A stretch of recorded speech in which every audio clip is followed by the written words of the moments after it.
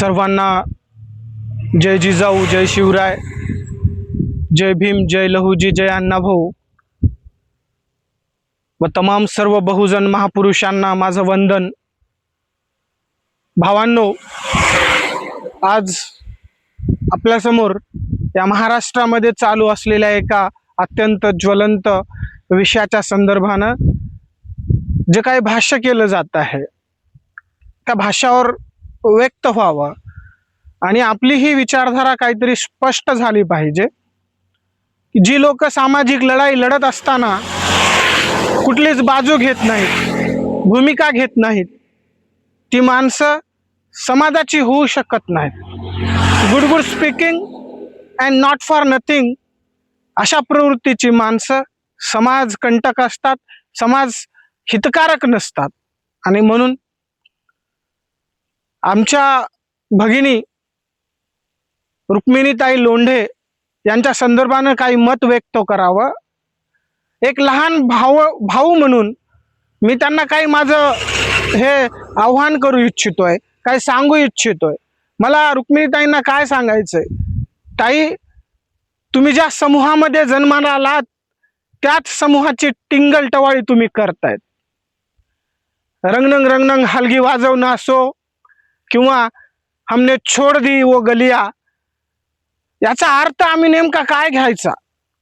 आम्ही सुद्धा इथे वैचारिक कुपोषित आहोत। तुम्ही तुमची एक बाजू घेऊनच पुढे जाऊ इच्छिता का? तुमचा विचार वैश्विक आहे का नाही याची चिकित्सा तुम्ही करणार आहेत की नाही?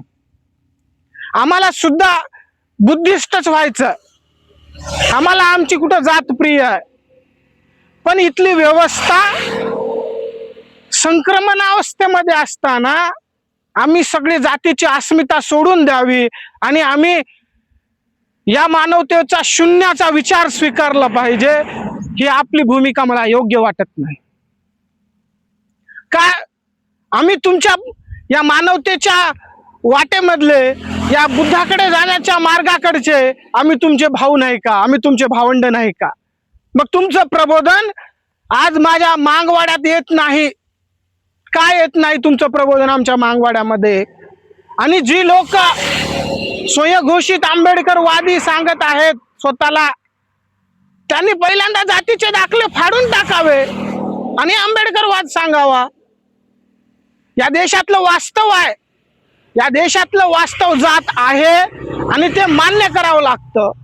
आज तरी जातीच्या पलीकडे जाऊन एकदम माणसाला विचार करता येणार नाही, तोपर्यंत करता येणार नाही जोपर्यंत एक जात एक जिन्सी होऊन जात सोडण्याच्या मानसिकतेमध्ये येणार नाही, तोपर्यंत जात या संकल्पनेशी समाज म्हणून आपल्याला एकत्र राहावंच लागणार आहे।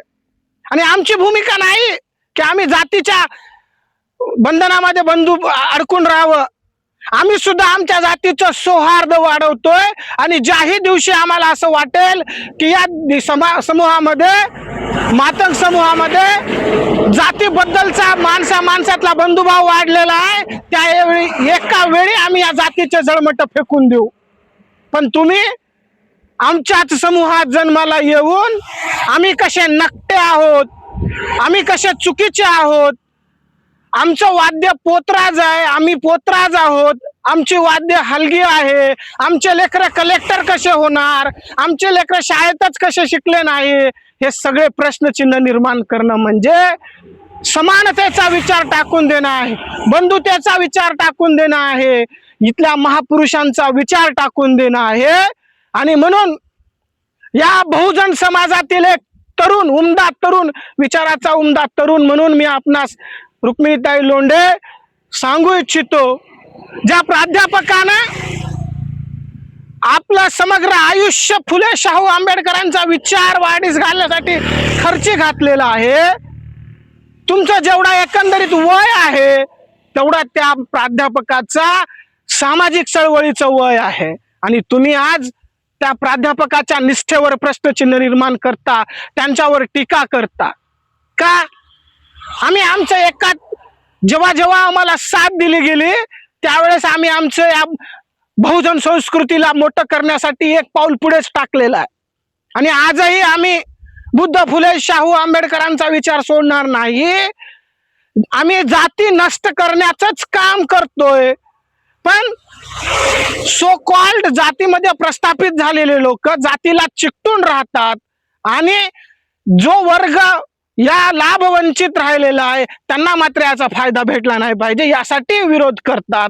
ही सगळी लोक आंबेडकरवादी असू शकतात का असा माझा सवाल आहे. आम्ही बेमीच्या देठापासून जय भीम म्हणतो. आमच्या जनुका तपासून बघा, त्या जनुकातून जय भीमचा टाहो निघत आहे. आम्हाला याची पुरावे देण्याची गरज नाही. नामांतर लढ्याचा पोचीराम कांबळे असेल आणि सुकुमार कांबळे असतील, नाही तर कोण ही सगळी लोक GS दादा कांबळे यांनी बुद्धाचंच काम केलेलं आहे आणि आम्ही सुद्धा इथून पुढे फक्त आणि फक्त बुद्धाचंच काम करणार आहोत. पण आजची जी स्थिती आहे ती स्थिती बघता समाजामध्ये जे तेढ निर्माण करण्याचं जे काम चालू आहे ते तुम्ही करू नये, कुठल्याच बहुजन बांधवानं करू नये एवढं आव्हान करतो आणि थांबतो. सर्वांना जय भीम, जय लहुजी, जय अण्णाभाऊ.